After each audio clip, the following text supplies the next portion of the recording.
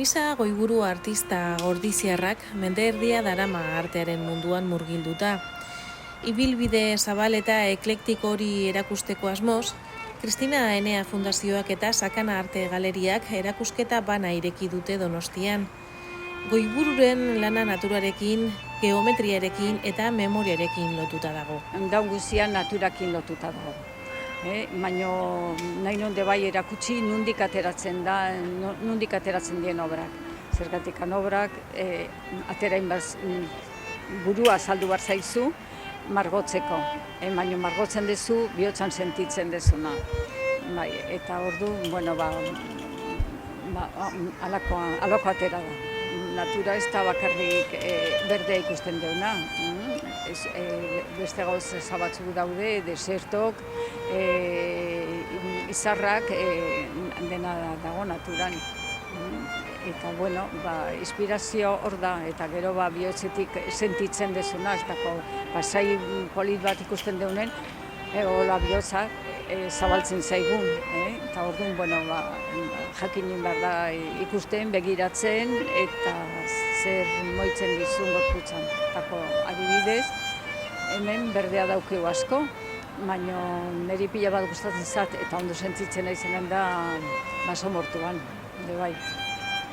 Tako dau beste giro bat, dau esentzia pura. Material asko erabiltzen dut, eta gainaz oso goiz hasi nizen materialak sartzen. Ja 1900 ja sartzen ditu materialak.